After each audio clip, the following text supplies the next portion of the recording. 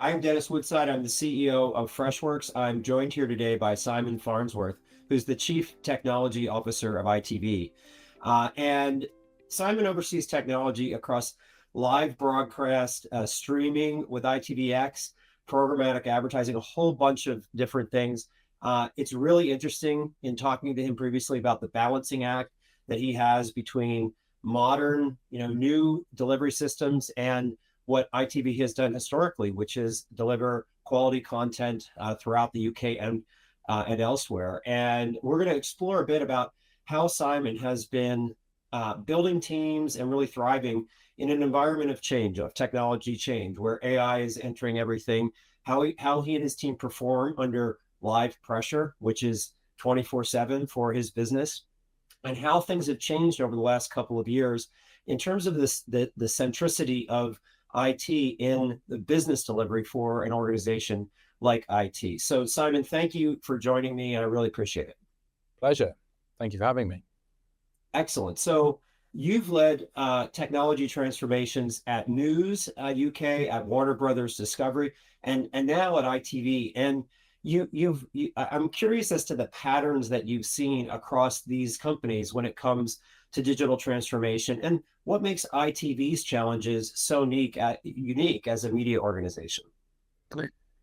Yeah, I think digital transformation is just top of everyone's agenda, really, because just audience behaviors are just changing rapidly. Like if you'd said to me 3 years ago that we would be using AI to translate clips of Love Island UK into Korean, I'd be say you're probably smoking something you shouldn't be.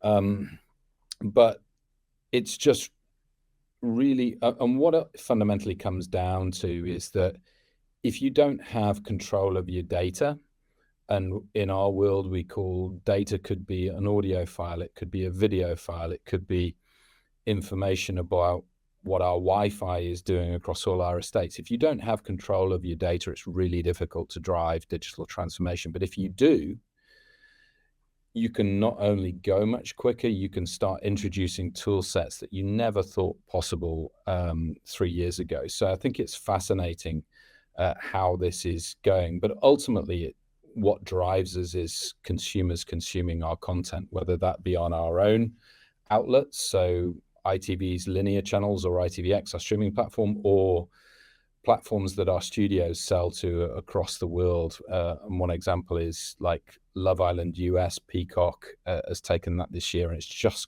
gone gangbusters. It's the largest growing streaming show in America. So we've fundamentally got to be able to deliver on many more platforms than we did before. And if we don't have control of our assets, that makes it really hard.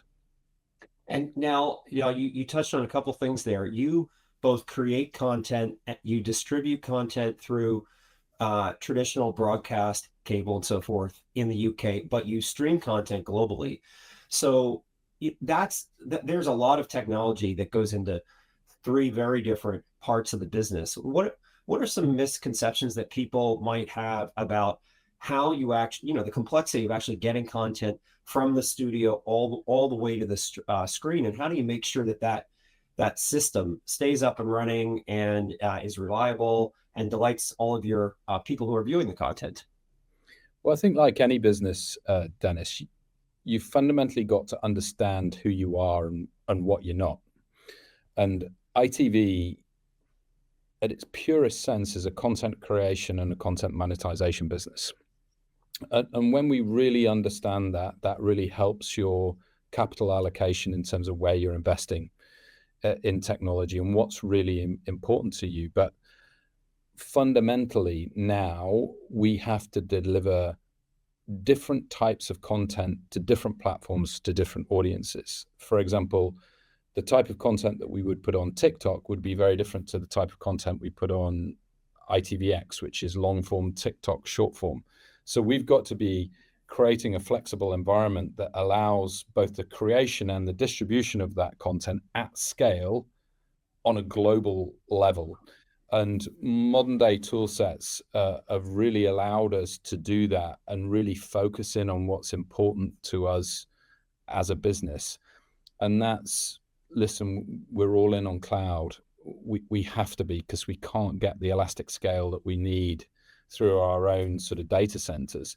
And actually, when you go back to our core principles, we shouldn't be building data centers. We should be buying cloud and software as a service as much as we possibly can, but taking off the shelf products that allow us to move quicker and deliver more content to our consumers, because that's what drives the revenue lines. Right. And now you touched on AI a couple times already, so let's talk about AI. So AI's influence in media, is everywhere. You talked about recommendations. You talked about translation. Could be programmatic advertising. Help me understand how AI is making a difference across your business now, and how your teams getting the right skills to incorporate AI in how they produce content, how they distribute content. Yeah, I think firstly we set some sort of core principles of saying AI is about augmenting human processes rather than replacing them. And actually, when we think of producing a show, for example, can we use AI to make a 4 million per episode show look like a 6 million per episode show? I.e., because what we feel is that YouTube is going to be flooded with AI generated content. So how do we differentiate ourselves that and make even better content that engages our consumers at an even better level than what we have now? And then any of the back end processes that we can automate to allow us to generate more content faster, get to the root of problems faster, we're kind of all in. So while we're here talking with you, we're about to launch our automated IT help desk service using Freshworks technology next week. That's cool. Which allows us to get through so many more tickets much quicker, personalized responses, which allows us to free up capital to make even more content.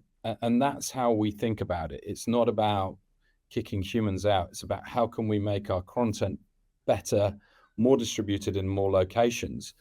And the way that our studios model has worked historically is that we sell content by platform, by geography. Now, that is sort of slightly hamstrung, that if you don't have a buyer in that geography, you're not able to distribute that content. Whereas now we can just use AI tools to translate that content in a territory that's not been sold. And suddenly we've got a revenue stream there we didn't have, which is good for our brands, because some of our brands like Love Island or The Voice, they go in over 30 countries in the world, whereas now we're able to build global franchises much quicker, which allows us to build a much more profitable and sustainable business on a global level than where we were before. So there's just a couple of examples of how we're using it. Completely transformative, it sounds like. And you're doing all this in a world where a lot of your content delivery is real time, is live, or near live, and your service has to be up 24/7. How do you build the systems and the teams that are that resilient, and then that can also adapt without breaking down? Yeah, I think fundamentally you've got to have a really strong architecture group who really look at this type of things, and really think about resilience and business continuity. And it's not just the 24/7 that we think about, it's the cyber protection as well. So we're thinking very hard about minimum viable company immutable backups of all our data to ensure that we could recover quickly in the instance of an incident. But for example, one of the events that we're planning for next year that we have rights for in the UK is the FIFA World Cup. And we've just seen Scotland qualify overnight, which is really good for us. But we think really hard about the resilience of those business models, as well as sort of introducing new technologies on things like we have to do 23 regional news outputs around the UK. Now, the notion of subtitling and audio subtitling, for example, that we're bound by our public service broadcaster license to deliver, gets really expensive if you've got humans doing that. So what we've said is we'll introduce regional news subtitling using AI, which then allows us to pour more money into journalistic content to improve the output, which is really good for us, because we want to engage our consumers on a level and talk about stories on a totally different level, but that requires budget, it requires time, it requires people. And these types of tool sets have allowed us to do that. That's super cool. Cool example. Now, at the same time that you're kind of adopting AI throughout your business, there's so much innovation outside. So many startups. I'm sure you're approached by companies all the time with ideas for products that might help you. How do you actually wade through all that? How do you prioritize and say, no, we're not going to do this. We're going to do this over here. And some of these innovations, I think are potentially interesting, but you have to focus. So how do you think about focusing in a world where there's so much going on outside your organization? It's a great question, and it's one that I don't think anybody's probably got right. I think we have very close relationships with the likes of Andreessen Horowitz in the US, Sequoia Capital, who come to us on a biannual basis and with their list of startups that they think that are relevant to us. So they're very helpful in terms of sifting through the noise. And also we know if they're bringing them to us that essentially they're well funded and well capitalized, because that's something that we have to take very seriously, and also that they will have vetted them in terms of cybersecurity risks and all these types of things. But in terms of where we focus, we sit down with our various business areas, and initially we started with lots of proof of concepts and what is it, but we've really narrowed that down now into some very key areas as to where we think it's materially going to change the needle. And what we really think about in there is a very simple concept called from camera to cache. Like, what is going to have the most impact in terms of from camera to cache, that's really going to change the needle as to how is a consumer going to find a piece of content or engage with a piece of content, or how is a studio's customer going to buy a piece of content, and how do we turn that round quicker? One sort of example we're looking at is we own a natural history business who produced a lot of Netflix natural history programs, and you may have a camera crew in Uganda, for example, filming gorillas for 6 months, and we're using where historically they'd have taken a load of hard drives with them with a load of helpers, they'd eventually got them back. We'd then have to sift through all of that material to then get the really good shots, whereas we're using Starlink now to drip feed content over LEO satellite constellations, and then using AI to sift through the content, which again just speeds up that process from camera to cache, and really improve what we believe is the content, to get the content in front of consumers much quicker. That's pretty cool. So, we had one of our customers is McLaren F1 team, and they have a saying, will it make the car go faster? Yeah. And these sayings like camera to cache, that's so clarifying for an organization. Does it help us get from camera to cache? That can be super helpful when you're trying to focus teams. That's really cool. Slightly different question. You've got a very diverse business. You've got kind of the news gathering organization, which is kind of real time. You've got, shows like The Voice, which are global and huge. You've got streaming platforms. You've got advertising platforms. How do you decide what technology is going to be common across all of those different organizations, and how much is allowed to be specific to the teams? Are there platforms that truly branch across every aspect of your organization?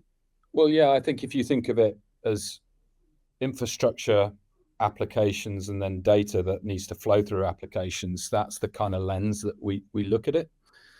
So infrastructure, we're largely common across, that's because basically the infrastructure providers want commonality, because that's what allows them to scale profitably. Then application layers, we probably are more bespoke, and where we can, we buy. Where we need to build, we build, if there's very specific business cases or use cases that we need to. And then what we're really focused on now is about simplifying the data journeys between the applications to allow us to really use data in the best possible way. And we set out sort of a digital enablement strategy with some core principles like that, like simplification, connecting the data, buy where possible, build in necessity. And what it did, it gave clarity to all the teams about what we're trying to do and why we're trying to do it, because I'm a big believer in context is really important for software engineers, data engineers, and any of the sort of glue that the people that knit all those processes together. And once they got that, we really started getting traction in it, and it really simplified those stories for our people. So that's really cool. Let's step back for a sec. So you've built technology strategy now for one of the UK's most iconic brands during this whole AI revolution. What, and that one, which obviously it's still going, it's going to be going for a while. What excites you most about leading technology at ITV right now? And what concerns you? What worries you? That's another great question. What excites me is that technology plays such a central part in any of these organizations moving forward, whether we're building the latest advertising platform or the greatest sort of camera to cloud production system. And the diversity of my job, I'm really lucky that I get to do some quite cool stuff. So that's really energizing. But the passion of the people to create great content and monetize great content never ceases to amaze me. They come up with some amazing ideas. And then we're scratching our heads trying to make it happen. But that's a really cool place to be. I think what scares me is the control of our data in an AI world. Is we've got to be quite disciplined about that, because if the wrong data gets in the wrong hands, it could be a problem not only for ITV but for society at large, because we're seen as such a trusted source of information. We need to think about that very carefully. So on the one hand, you're sort of saying, yeah, let's go, let's use AI. On the other hand, it's like, whoa, we've got to do this carefully, because we are in a place in society that people rely on us on a daily, if not hourly basis for news and things like that. And we've seen what issues that can cause here in the UK in the last the last few weeks with our colleagues at the BBC, and we both take our position in that really seriously. Yeah, definitely. All right, last question for you. So I'm really interested in your role and how that's changed and in the recent past. So if you think about like the last 5 years or so, how has the role of CTO changed? And if you play things forward 5 years from now, how do you think it'll be different 5 years from now? I think it's interesting, isn't it? It's a great question that the CIO, CTO role 7-8 years ago was a role that was a service provision for laptops, emails, collaboration tools. Whereas actually now I think it's a real business driver role. Is what can technology do to drive the business forward, and what tool sets can we provide, and the training and the change management that's required right across the business. So CTO, I often say it's often the wrong acronym.